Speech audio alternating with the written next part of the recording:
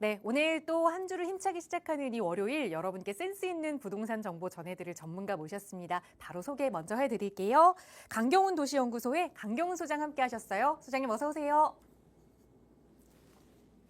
안녕하세요.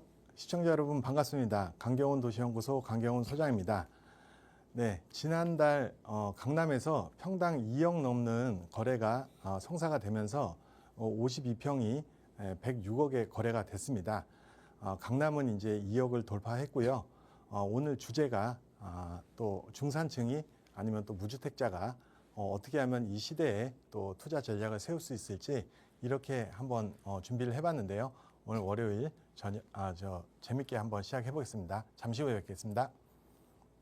네, 뉴스 기사들을 살펴보면 정말 뭐 평당 1억 이상에 분양되는 강남의 아파트들 그 이야기들도 너무 숱하게 많이 들려오고 또 최근에 실거래가를 살펴봐도 정말 평당 2억을 찍은 그런 아파트들이 신고가를 계속해서 갱신하고 있는데 그런 뉴스들을 좀 살펴보면 먼 나라 이야기 같다. 내 이야기는 아니지 하고 그냥 부동산 이야기를 좀 멀리 하게 되시는 분들 많이 계실 겁니다. 하지만 내 집 마련은 일생일대 끌고 가야 하는 고민이잖아요. 과연 이 상황 속에서 내 집 마련의 계획은 좀 어떻게 세워야 하는지 전문가와 함께 그 이야기 나눠보고자 합니다. 소장님 바로 전해주시죠. 네, 바로 시작해 보겠습니다. 강남 아파트 평당 2억 시대에 그리고 중산층 그리고 무주택자의 전략은 어떻게 해야 될지 오늘 한번 알아볼 텐데요. 제가 오늘 말씀드리는 중산층이란 자산 한 10억에서 한 5억 정도 그 사이를 말씀드리는 거고요. 무주택자는 아직 주택을 구입하지 못한 분은 이런 전략을 한번 오늘 알아보는 시간을 가질 텐데요. 자, 이 세 가지를 통해서 한번 알아보겠습니다. 강남 아파트 초고가 시대 그리고 서울 신축 아파트 공급의 전망은 어떻게 될 것이고 오늘 주제 중산층과 무주택자의 전략은 어떻게 세워야 될지 까마득하지만 다 방법이 있습니다. 자, 오늘 한번 잘 보시겠습니다. 첫 번째 강남 아파트 초고가 시대인데요. 강남 아파트 가격과 요즘 최근 트렌드가 좀 많이 초고가의 아파트에 트렌드 변화가 생겼습니다. 그리고 서울 전역으로 또 퍼져가는 초고가 현상이 있고요. 그리고 강남 그리고 비강남 양극화 시대에 대해서 또 오늘 한번 알아보겠습니다.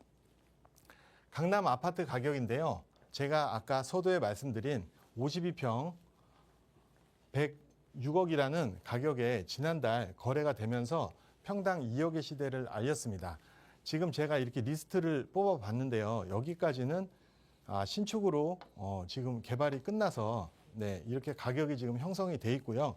그 밑으로는 신반포 2차에서부터 또 압구정 현대아파트까지 시작도 안 한 가격이 지금 34평 기준으로 45억 또 이렇게 50억 이렇게 육박하고 있는데요.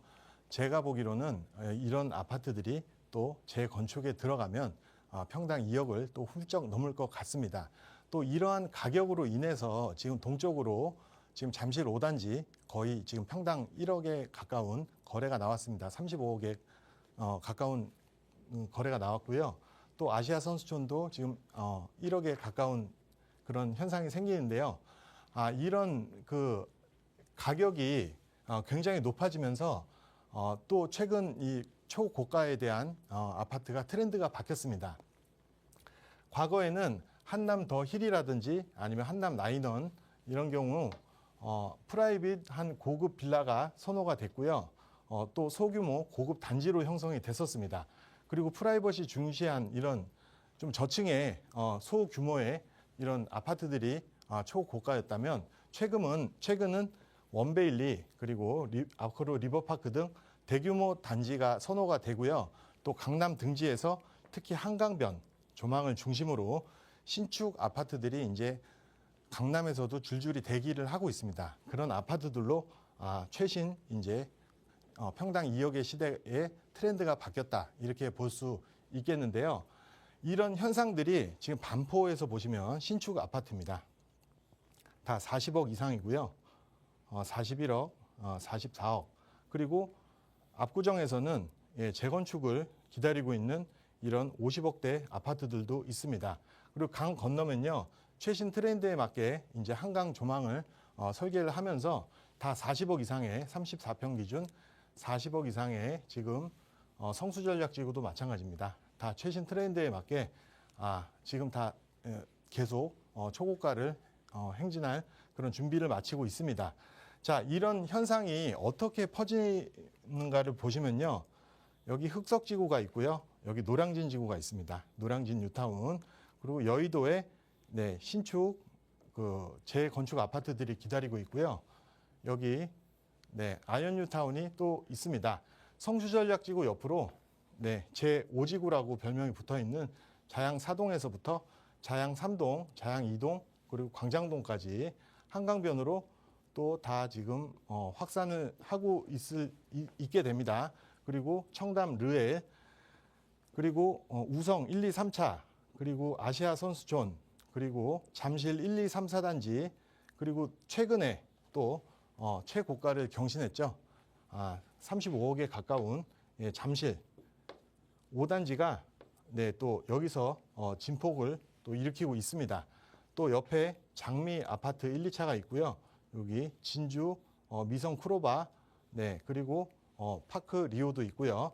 이쪽을 통해서 또 파크 포레온을 강타하고 있습니다. 지금 7천만 원, 25억에서 26억까지 지금 가격을 가고 있는데요. 또 이 9호선 예정지를 따라서요. 고덕에 2만 가구 신축이 또 가격이 21억 최고가를 찍으면서 계속 지금 뻗어나가고 있습니다. 근데 이 뻗어나가는 게 서울시 전역 그리고 전 지역으로 다 뻗어나가는 건 아니고요. 양극화가 시작이 됐는데요. 파란색으로 제가 이렇게 그려보면요.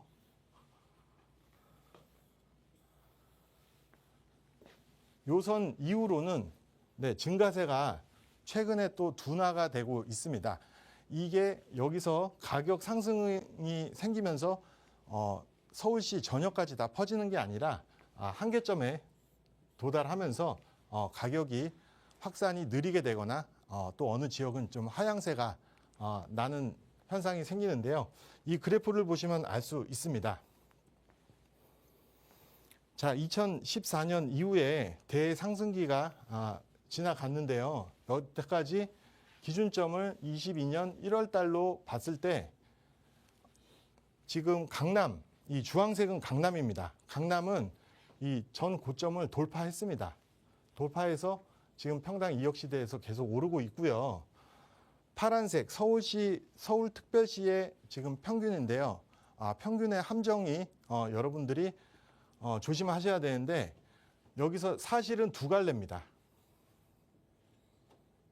완만하게 지금 하락하는 두 갈래와 그리고 강남 포함한 이 상승 따라 붙는 이 두 갈래의 길이 평균에 이렇게 따라가는 것처럼 보이는데 이 파란 그래프는 아직 22년 1월 달을 도달하지 못한 상태에서 아까 제가 파란색으로 그린 바운더리 밖의 지역은 지금 완만하게 하락이 이어지기도 하고 있습니다. 자, 그래서 여러분들이 주의하셔야 될 점은 파란색 안쪽에 아까 바로 전에 파란색 안쪽에 이 지역들은 지금 여기서 초고가가 생성이 되면 따라 붙는 현상이 생기고요. 파란색 밖의 부분은 완만한 하락을 그리고 있다 이렇게 보실 수 있겠는데요. 자, 이 그래프를 보시면 더 정확히 알 수 있습니다. 자, 반으로 나눠서요. 상승률인데요. 자, 1월부터 얼마 전까지 부동산 연구원의 자료에 의하면요. 송파, 서초, 강남, 용산, 광진 같은 경우는 지금 계속 오르고 있습니다. 오르고 있고요. 그리고 이쪽 같은 경우는 지금 하락세로 가고 있습니다. 그러나 이거를 합쳤을 때 강남과 비슷하게 간다는 그런 착시 현상이 있을 수 있습니다. 여러분들이 그거를 유의하셔야 될 것 같습니다. 그래서 앞으로는 강남은 2억이 계속 넘고 그리고 중상급지는 따라붙는 형국이 될 거고요. 나머지 급지에서는 하락이 이어질 수도 있다. 여러분들이 이렇게도 판단을 하셔야 될 것 같습니다. 자, 이렇게 양극화가 심해지는 이때에 서울시 신축 아파트 공급 전망은 어떻게 될까요? 정부는 정말 계속해서 규제 완화를 하고 있습니다. 연일 규제 완화를 심하다 싶을 정도로 하고 있고요. 그 반면에 현실에서는 공사비 급등으로 공급이 굉장히 어려워지고 있습니다. 자, 그래서 제가 말씀드린 대로 이 상급지와 하급지 사이에 공급이 속도가 차이가 나는데요. 한번 보겠습니다. 자, 정부는 이런 수많은 대책을 통해서 주거 안정, 주택 공급 확대, 자, 이런 단어가 들은 대책을 계속 쓰고 있습니다. 그러면서 지금 기존 용적률이 너무 높아서 과거 종 세분화가 있기 전에 높아 280%씩 지은 아파트들은 용적률을 지금 아예 1.2배를 줘서 더 인정을 해주는 시대가 됐고요.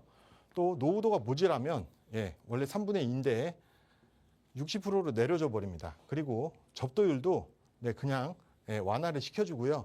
요즘에는 정말로 웬만하면 다 재건축, 재개발 구역을 지정해서 추진할 수 있을 정도의 정부 완화가 진행이 되고 있습니다.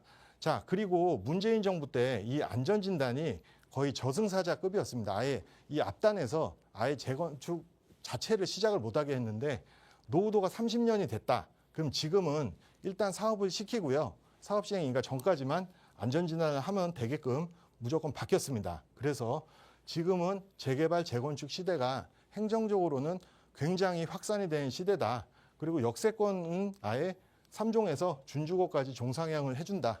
이렇게 엄청나게 행정적으로 완화를 해주고 있습니다. 그 반면에 공사비가 문제가 됐는데요. 자, 이런 알짜배기 재건축도 시공사 구하기 굉장히 힘들어졌다. 그리고 공급 절벽 깊어지는데 소규모 재건축은 올스톱 위기다. 그리고 조합, 시공사 갈등이 굉장히 격화가 되고 있고요. 공사비 급등에 시공사 선정 난항, 그리고 지방은 설명회에 한 곳도 안 오기도 하는 시대가 됐습니다. 자, 이 그래프를 보시면 여러분들이 알 수 있는데요. 이것은 한국건설기술연구원의 자료입니다. 근데 기준점이 되는 게 20년이 100원으로 봤을 때, 그냥 100으로 봤을 때, 지금 4년 동안 130%가 됐다는 이야기의 그래프인데요. 여기서도 하나 숨어 있는 게 있습니다. 사실 2017년부터 20년까지 거기서도 한 20-30%가 올랐습니다.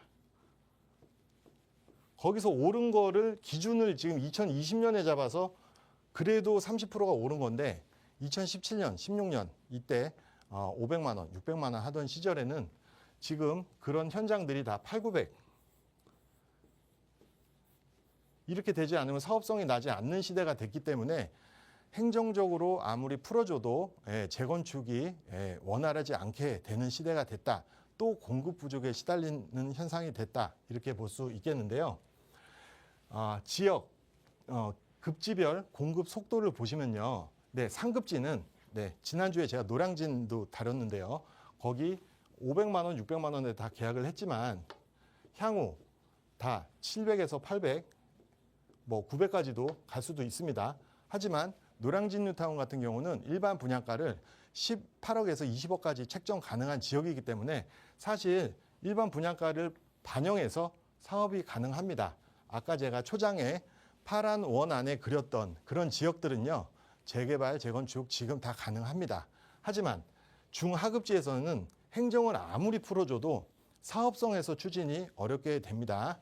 그러다 보니까 앞으로는 행정이 문제가 아니고 사업성이 속도를 좌우하는 시대가 됐는데요.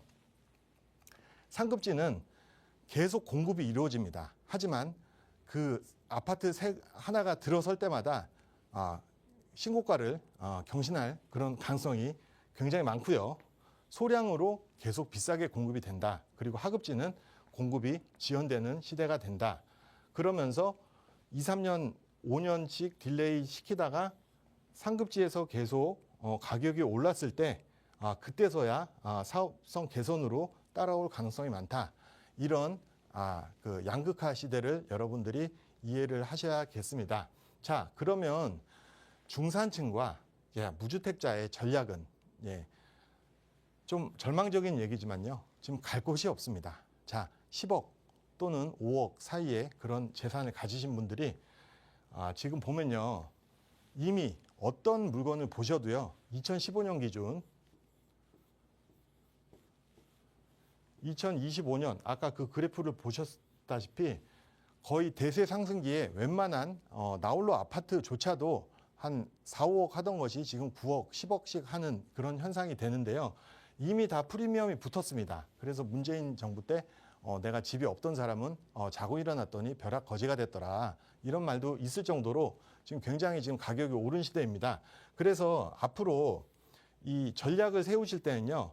재개발, 재건축이 힘든 곳은 아예 피하셔야 됩니다.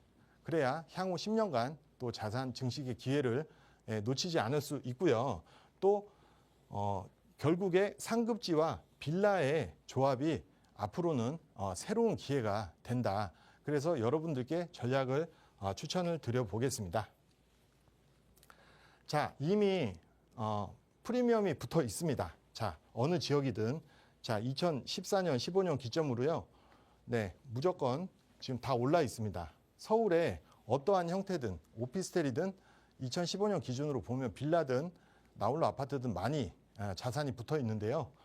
한번 보시겠습니다. 자, 제가 케이스를 한 5가지 정도로 짧게 여러분들께 보여드릴 텐데요. 자, 이 그래프를 보시면요. 2005년에 준공이 난 55세대짜리 올림픽 파크포레온 바로 옆에 있는 나홀로 아파트입니다. 자, 이 그래프가 보시면 방금 이 그래프랑 정확히 일치를 합니다. 2015년부터 22년까지 쭉 올라가죠. 정확히 일치를 하고요. 2015년 기준에 3억 9천이었습니다. 굉장히 좋은 가격이었죠. 지금 어떨까요? 8억 2,500이고요. 이 그래프도 마찬가지로 움직이고 있습니다. 자, 이런 식으로 다 어느 물건을 봐도 바로 옆에 있는 또 93년 준공 나홀로 아파트, 또 파크포레온 인근입니다. 2015년 2월 달에 3억 5,800, 그리고 지금은 8억 1,800. 그래서 시세 차익이 4억 6천. 꽤 괜찮은, 그때 당시 2015년 이전에 어떤 물건을 사셨든 지금 꽤 괜찮은 수익률을 다 보이고 있습니다. 하지만 지금 저희가 전략을 짜야 될 대상은 5억에서 10억 그 사이에 자산을 가지고 계신 분이나 아니면 아예 이런 주택 자체가 없는 분들 통해서 말씀을 드리기 때문에 또 다음 물건 보시겠습니다. 자, 둔촌 현대 아파트인데요.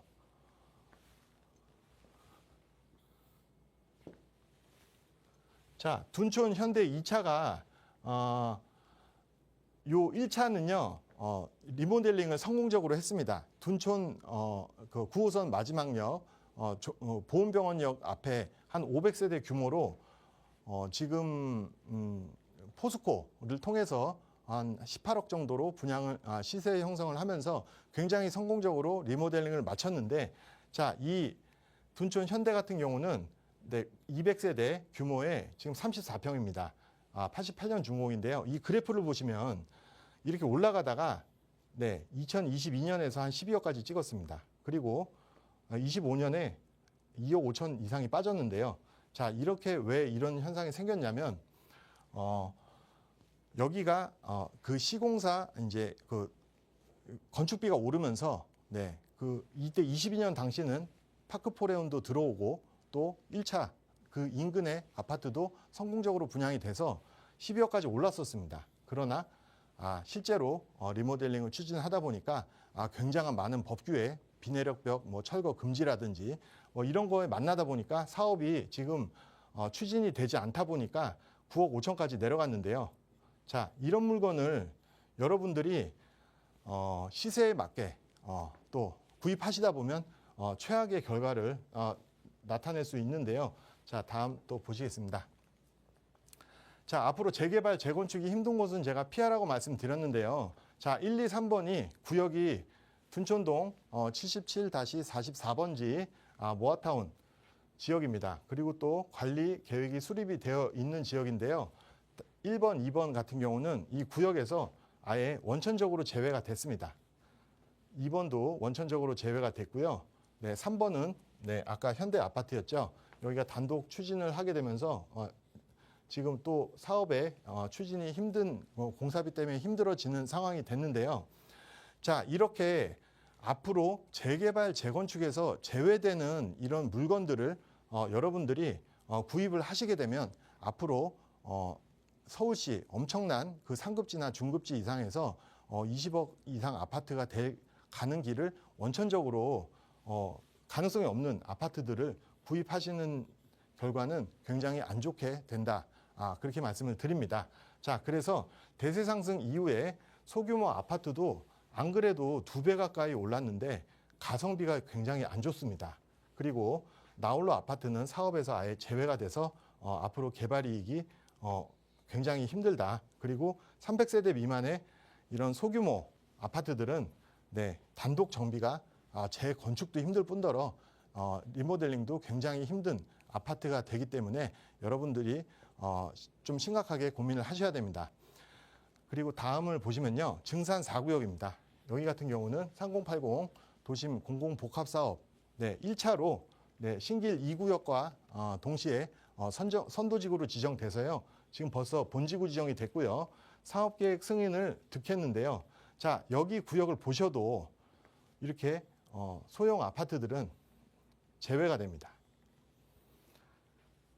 그러나 2015년 이후에 다 굉장히 많이 올랐죠. 지금 다 이런 물건이 서울시 굉장히 많습니다. 그래서 양극화가 이제 시작이 되는 겁니다. 그 양극화의 커다란 원인은 앞으로 재건축이 가능하느냐 아니면 재개발이 가능하냐 이거에 따라 굉장히 크게 작용을 할 건데요. 여러분들이 여기서 좀 오해를 안 하셨으면 좋겠습니다. 제가 이런 물건이 굉장히 안 좋다. 투자하지 마라. 이렇게 말씀드린다고 해서 이 물건이 안 좋은 게 아닙니다. 예를 들어서 과거에 대상승기 이전에 이런 3억대 가지고 계셨던 분들은 2억대, 이때 매입하신 분들은 지금 굉장히 상황이 좋은 겁니다. 그리고 앞으로 어떻게 해서라든지 리모델링이 완화되거나 향후 또 이 가격에 매입하셨던 분들은 열심히 또 추진하셔서 또 증산 4구역 정도만 돼도 분양이 잘 될 수 있으니까 굉장히 좋은 물건, 그리고 앞에 3개도 굉장히 좋은 물건이라고 제가 말씀을 드립니다. 하지만 지금 들어가시는 거는 최악의 결과를 초래할 수가 있다. 그래서 여러분들이 빌라를 굉장히 안 좋게 아직도 인식하시는 분들이라면 그 생각을 빨리 깨시는 분들이 향후 10년 이내에 좋은 기회를 얻을 수 있다. 이런 물건들보다 향후 신축 빌라나 구축 빌라에서 좋은 기회를 찾을 수 있는 확률이 굉장히 높아지는 시대가 됐다. 빨리 생각의 전환을 하셔서 좋은 기회를 만날 수 있는 여러분들이 되셔야겠습니다. 자, 앞으로 재개발, 재건축이 힘든 곳은 피하라고 했는데요.